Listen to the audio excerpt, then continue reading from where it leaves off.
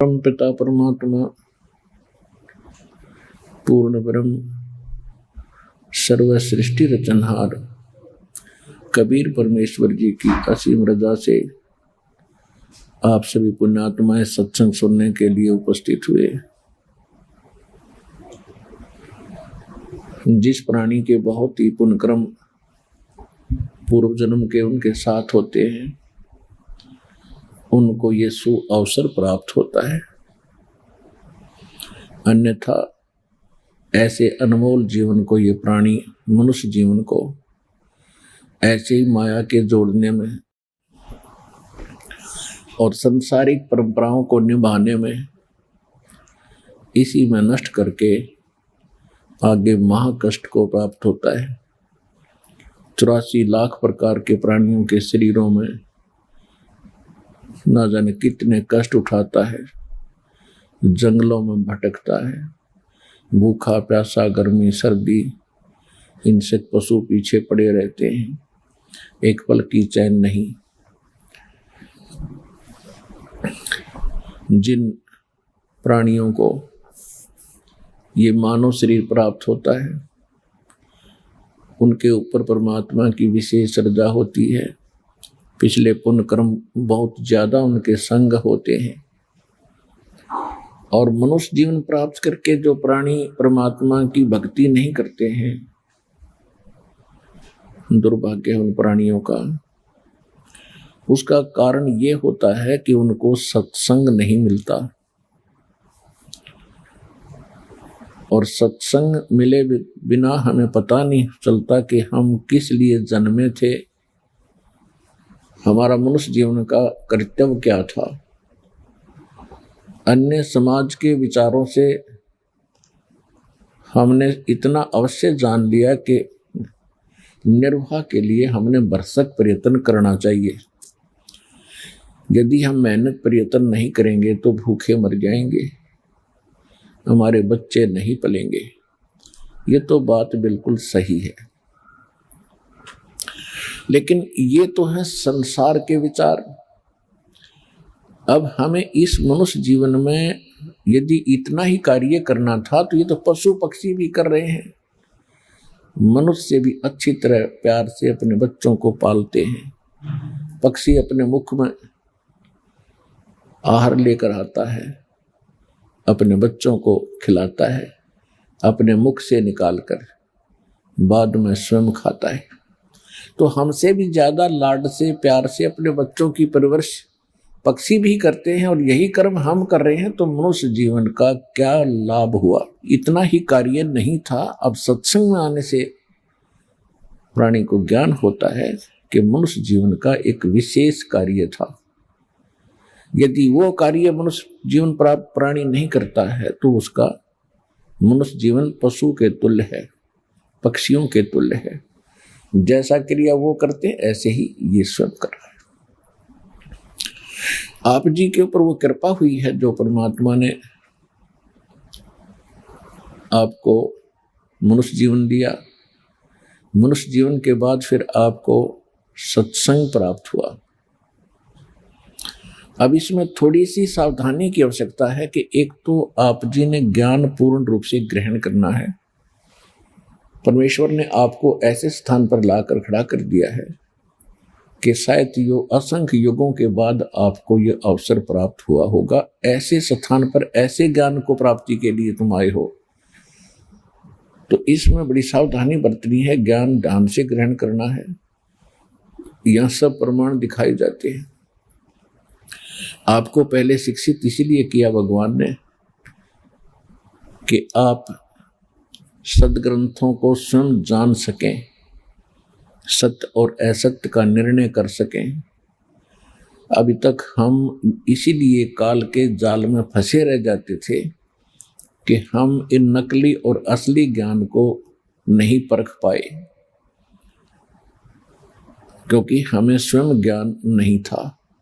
तो परमात्मा ने इस कलयुग के इस समय में सबसे पहले हमें ज्ञान ही देना था, और ज्ञान देने के लिए आपको शिक्षित भी करना था।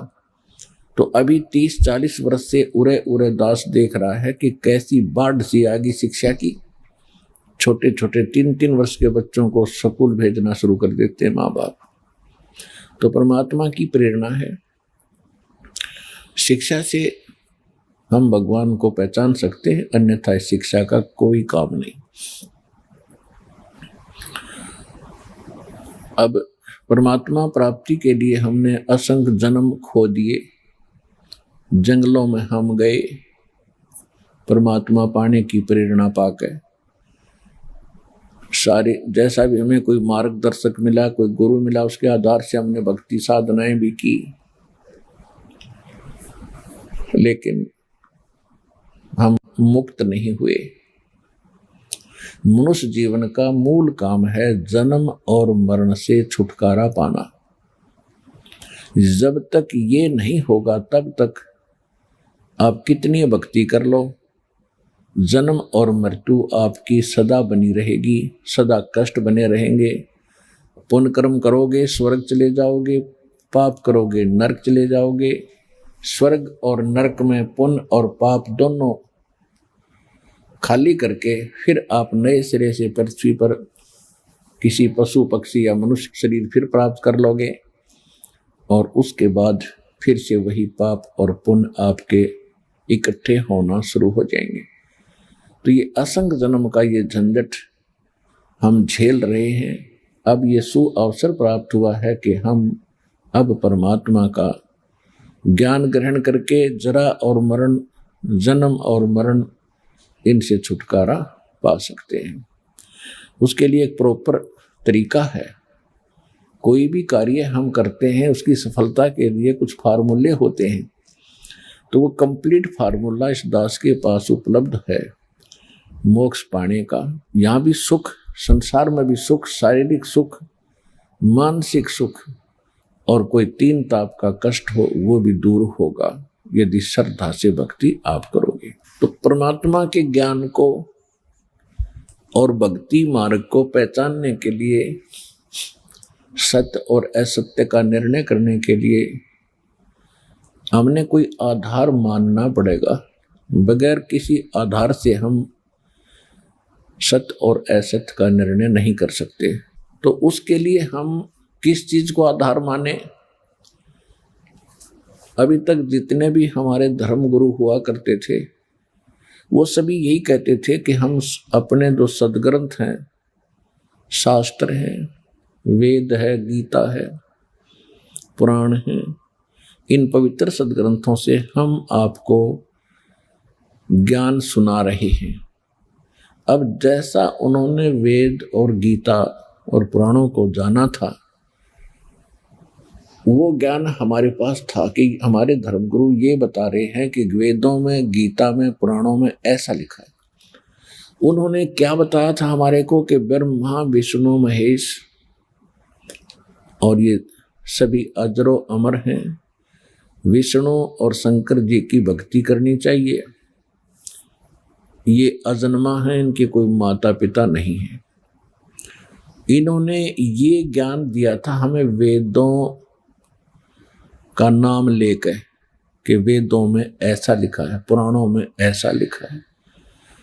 और श्रीमद् भगवत गीता में श्री कृष्ण जी को पूर्ण परमात्मा सिद्ध करके इन्होंने अपने लोक वेद दंत कथा हमें सुना रखी थी। और परमात्मा स्वयं आते हैं अपना यथार्थ ज्ञान बताने के लिए। वो प्रत्येक युग में आते हैं, लेकिन उस समय हम परमात्मा को पहचान नहीं पाते क्योंकि हमने ज्ञान गलत ग्रहण कर रखा होता है। और हमारी जो बुद्धि होती है वो इस बात पर टिकी होती है कि परमात्मा तो निराकार होता है। फिर कुछ एक ऐसा ज्ञान हमें मिला था कि श्री राम श्री कृष्ण ये परमात्मा थे, पूर्ण ब्रह्म थे, सारी सृष्टि के रचने वाले थे। फिर हम अगर साकार भगवान को मानने लगे तो राम और कृष्ण इन्हीं तक सीमित हो गए। 600 वर्ष पहले भगवान ने आकर बताया था, 3 देव की जो करते भक्ति उनकी कदे ना होवे मुक्ति।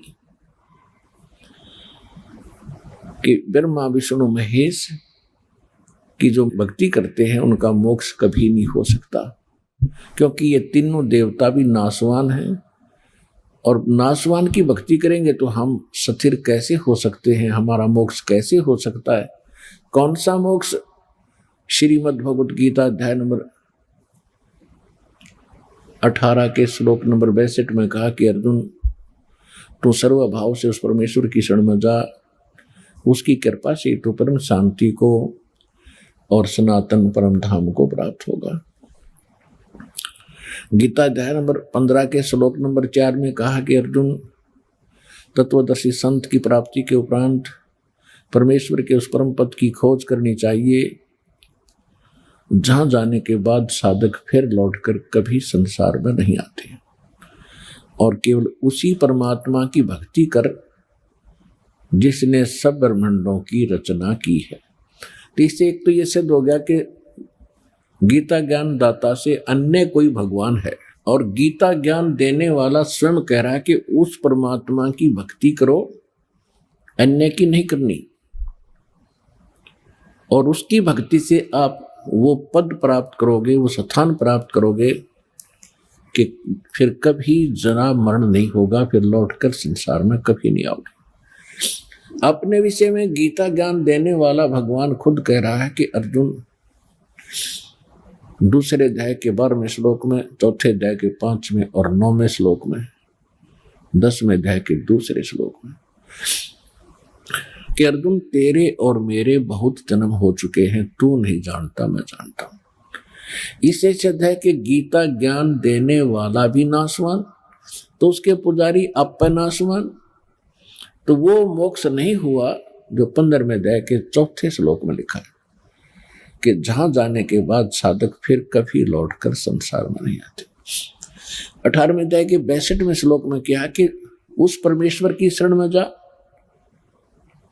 जो पूर्ण मोक्ष देता है, उसकी कृपा से तो परम शांति को प्राप्त होगा और शाश्वत स्थान को प्राप्त होगा। शाश्वत स्थान माने जिस स्थान का कभी नाश ना होता हो, हम उसे सतलोक कहते हैं, और गीता में उसको सनातन परम धाम कहा है।